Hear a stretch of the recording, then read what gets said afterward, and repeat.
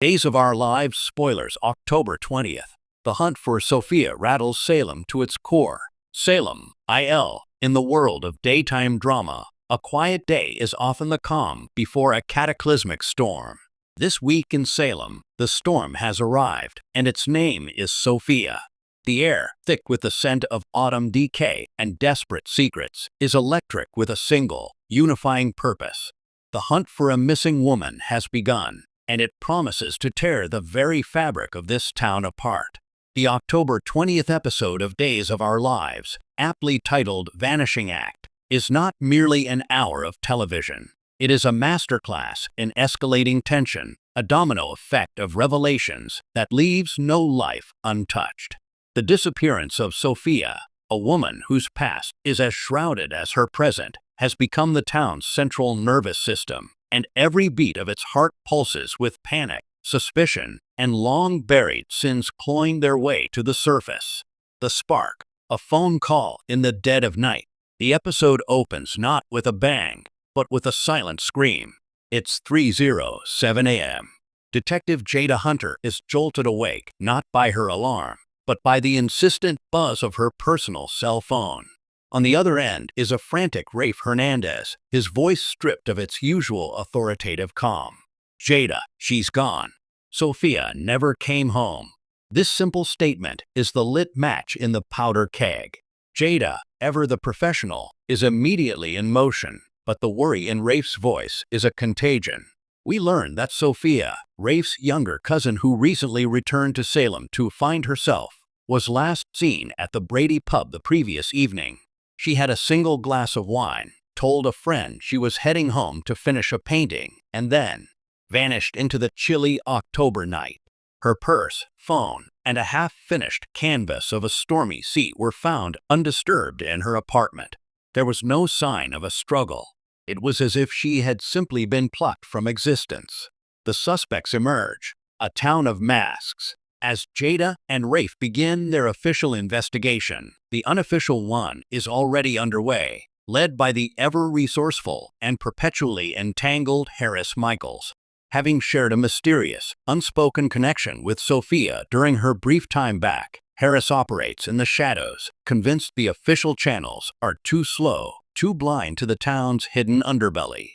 The list of potential suspects, as is tradition in Salem, reads like a who's who of troubled souls.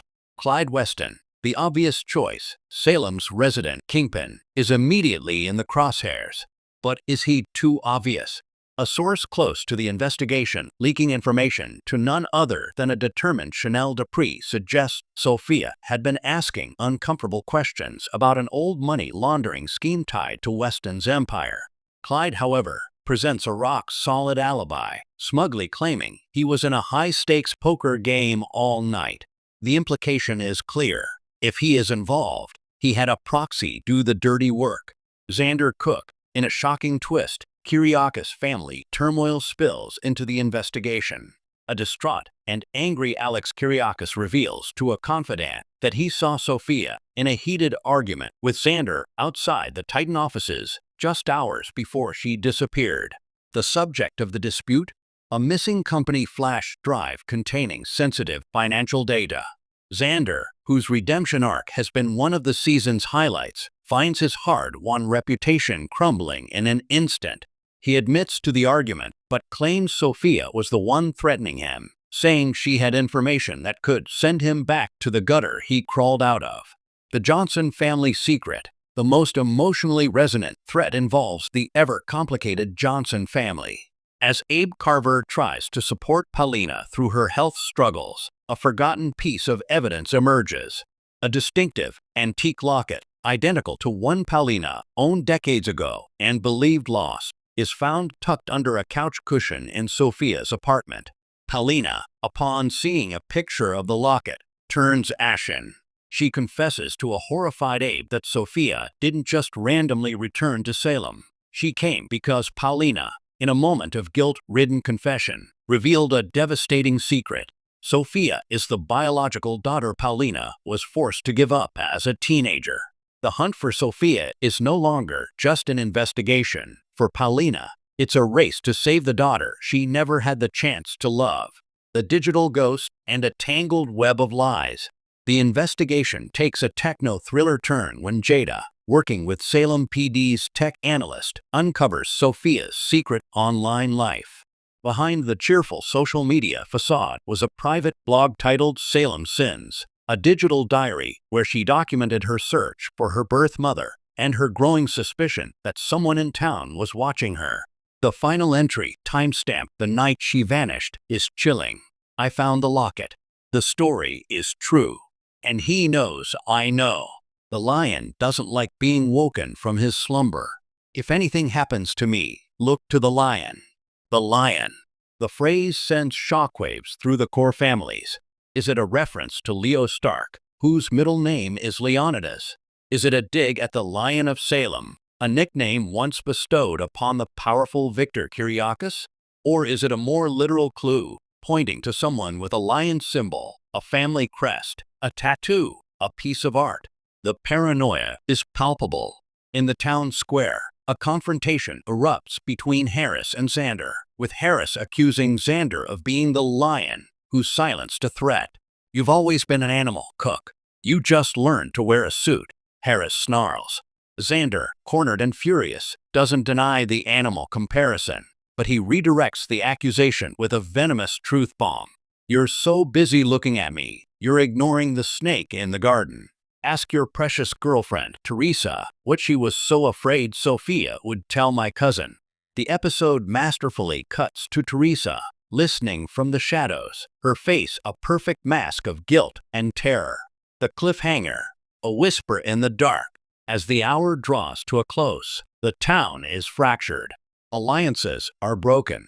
Rafe is torn between his duty and his family, his trust in his own department wavering as he wonders who else might be involved. Jada is pressured by the mayor to wrap the case up quickly, preferably by pinning it on a convenient culprit like Xander. Paulina is on the verge of a breakdown, consumed by a mother's guilt. And Harris, operating on pure instinct, follows a hunch to the abandoned, decaying Alamein mansion on the outskirts of town. The final scene is a masterpiece of suspense.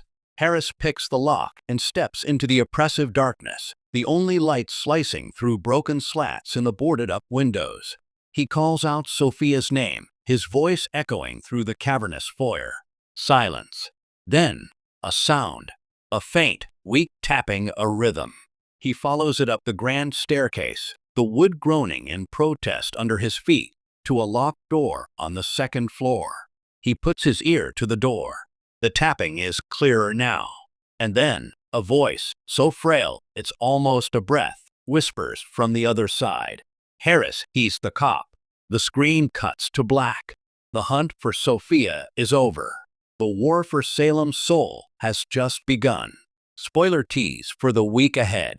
The fallout from this single episode will reverberate for weeks. Next week, the identity of the cop will send the police department into a tailspin of mutual suspicion.